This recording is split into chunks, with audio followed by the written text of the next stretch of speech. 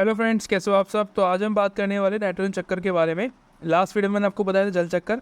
आज हम नाइट्रोजन चक्कर पढ़ेंगे, इसके बाद हमारा कार्बन चक्कर रह जाता है। बेसिकली आज हम जो टॉपिक पढ़ने वाले हैं थोड़ा सा इंपॉर्टेंट हो जाता है, क्योंकि यहाँ पे जो नाइट्रोजन है वो कैसे चक्रण करता है। जैसे कि हमारा हमने पढ़ा कि जो वाटर है चक्रण, जो वाटर का चक्रण होता है, जो साइकिल होती है वो कैसे काम करती है ना। कि भाई वाटर होता है, बारिश होती है, फिर दोबारा से वो अपने मूल स्रोतों में वापस जाता है, फिर दोबारा से वापस वाष्पीकरण होता है, और फिर दोबारा से जो है बूंदें बनती है, बादल बनते हैं और वर्षा होती है ना। वो जो चक्रण चलता रहता है। लेकिन वहाँ पे हमने देखा कि अवरोध पैदा हो रहे हैं ना, तो उन अवरोधों से कैसे हम ठीक कर सकते हैं उनको, उन सब चीज़ों को हमने वहाँ पे समझा। आज जो जल चक्कर है वो भी कुछ ऐसा ही है, सॉरी नाइट्रोजन चक्कर जो है वो भी कुछ ऐसा ही है, जिसमें हमने देखा है कि जो नाइट्रोजन है वो बेसिकली वायुमंडल में तो होता है, ठीक है, लेकिन मिट्टी में कैसे आता है और जो पेड़ पौधे हैं वो उसमें कैसे आता है। क्या पेड़ पौधों में जो नाइट्रोजन है वो पेड़ पौधे उसको ग्रैब करते हैं, वाष्पीकरण करते हैं, या जो है उसको कैसे मतलब लेते कैसे हैं अपने अंदर, है ना। तो वो हमें यहाँ पे समझना है, ठीक है। सबसे पहले जो स्टेटमेंट आपको देखनी है वो है कि भाई ये जो मूल जो मिट्टी हो चट्टान होती है हमारी, वहाँ पे नाइट्रोजन नहीं पाया जाता है, ठीक है। जो पहले जो आप देखते हो जो मूल मिट्टी होती है, जो चट्टानें होती है, वहाँ पे नॉर्मली जो नाइट्रोजन है वो नहीं मिलता है, ठीक है, नहीं होता है पहले से। कैसे आता है? मिट्टी में जो कुछ जीवाणु रहते हैं, सूक्ष्म किस्म के छोटे मोटे जो आकार के जीवाणु देखते हो आप, उनके अंदर नाइट्रोजन होता है, ठीक है। वही मिट्टी के अंदर या जो अन्य स्थान होते हैं, चट्टानें होती हैं, उसके अंदर नाइट्रोजन की जो मात्रा है उसको बना के रखते हैं, ठीक है। और मिट्टी में नाइट्रोजन की जो उपलब्धता है, नाइट्रोजन पांगीकरण इसको बोलते हैं। बेसिकली इसमें क्या होता है, जो सूक्ष्म जीव होता है, जो एक तरीके से माइक्रो जीव होते हैं। जीव मतलब जो प्राणी होते हैं छोटे मोटे, जिनको हम कीटाणु बोलते हैं, है ना। वो जो दिखते नहीं है हमारी आंखों से, उनको बोलते हैं सूक्ष्म जीव, जो कि हमें टेलीस्कोप वगैरह जो होता है माइक्रो लेके देखना पड़ता है उनको, ठीक है, एक मशीन से देखना होता है उनको। तो वो पाए जाते हैं मिट्टी के अंदर, उनके द्वारा मिट्टी में जो है आपको नाइट्रोजन की जो मात्रा है वो देखने को मिलती है, ठीक है। उसी के द्वारा मिट्टी के अंदर उन्हीं जो सूक्ष्म जीव होते हैं इनके द्वारा पेड़ों के अंदर भी जो है ये नाइट्रोजन आपको मिलता है। और फिर उस पेड़ को कौन खाता है?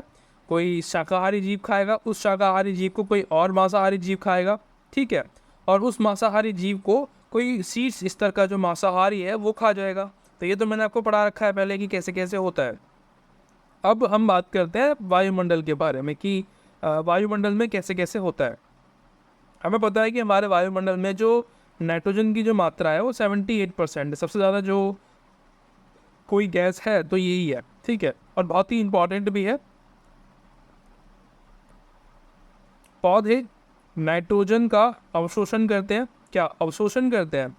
अवशोषण बेसिकली क्या करते हैं? वो पत्तों के द्वारा नहीं करते, वो बेसिकली जड़ जो होती है ना पेड़ की, जड़ों के द्वारा वो उनके अंदर जाता है नाइट्रोजन, ठीक है।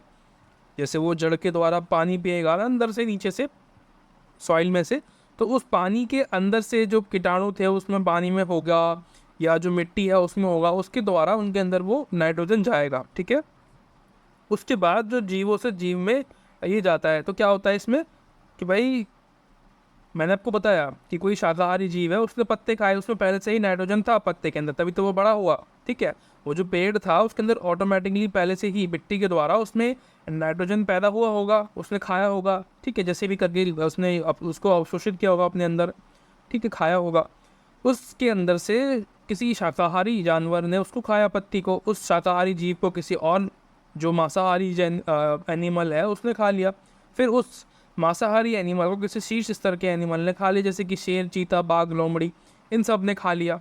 तो ये क्या है, ये जीव से जीव में जाता है, ठीक है। इसीलिए फिर क्या होता है, फिर बाद में ये अपघटक होता है, यानी कि जो जीव वो मरेगा, मरने के बाद वो जो अपघटक होंगे, डिकम्पोजर्स होंगे, वो आएंगे, उसको खाएंगे और डिकम्पोज कर देंगे, ठीक है। और वो जो डिकम्पोज होते हैं वो कहाँ होते हैं? मिट्टी के अंदर होते हैं, ठीक है। तो वो जो नाइट्रोजन उस एनिमल के अंदर था, जितना भी नाइट्रोजन उसके अंदर था, वो सभी नाइट्रोजन अब मिट्टी के अंदर अवशोषित हो जाएगा, और उस मिट्टी से फिर से वो नाइट्रोजन जो है किसमें जाएगा? पेड़ पौधों में। और फिर दोबारा से वो जो प्रक्रिया है वो दोबारा शुरू होगी, फिर पेड़ पौधों को कोई और खाएगा, फिर उसके अंदर से फिर उसको कोई और खाएगा उस एनिमल को, फिर उसको शीर्ष स्तर का एनिमल खाएगा, फिर वो मर जाएगा एक दिन। तो ये जो है प्रोसेस चलता रहेगा। अब हम बात करते हैं जीवाणु की, कि कौन कौन से जीवाणु होते हैं, इनके नाम होते हैं अलग अलग, ठीक है। जो क्या करते हैं ये जीवाणु? मिट्टी में नाइट्रोजन लाने का काम करते हैं, ठीक है।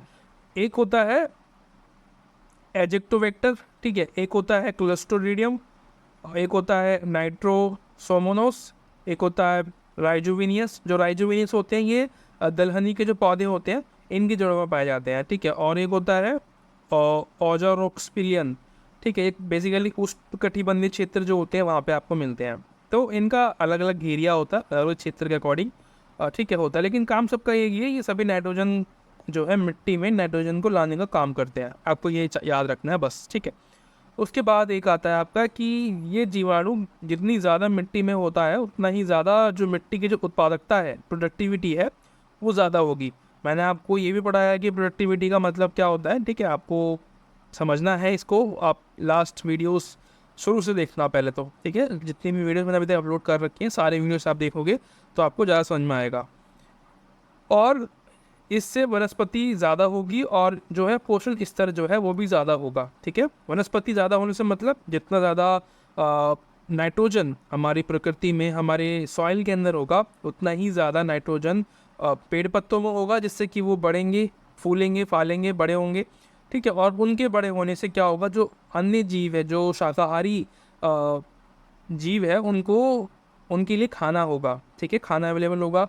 फिर वो किसी अन्य जीव का खाना बनेंगे, ठीक है। फिर वो जो जीव जिसने शाकाहारी को खाया फिर वो किसी और शीर्ष स्तर के जो मांसाहारी होते हैं वो उनका खाना बनेंगे। उससे क्या होगा, फिर वो जीव मरेगा, फिर दोबारा से वो प्रोसेस जो है डिकम्पोज आएंगे, उसको डिकम्पोज करेंगे, वो मिट्टी में जाएगा। नाइट्रोजन जो और भी जो पदार्थ होते हैं उसकी बॉडी के अंदर वो सभी जाके डिकम्पोज हो जाएंगे मिट्टी के अंदर, ठीक है। लेकिन क्या होता है, अभी इसमें एक अवरोध है। अब हमने पढ़ा जल वाले के अंदर कि भाई अवरोध थे वहाँ पे भी कि जो रिचार्ज होने की दर है वो नहीं हो पा रही है ना, जो पानी जैसे जिस स्रोत से आ रहा था वापस वहाँ पे नहीं जा पा रहा है ना।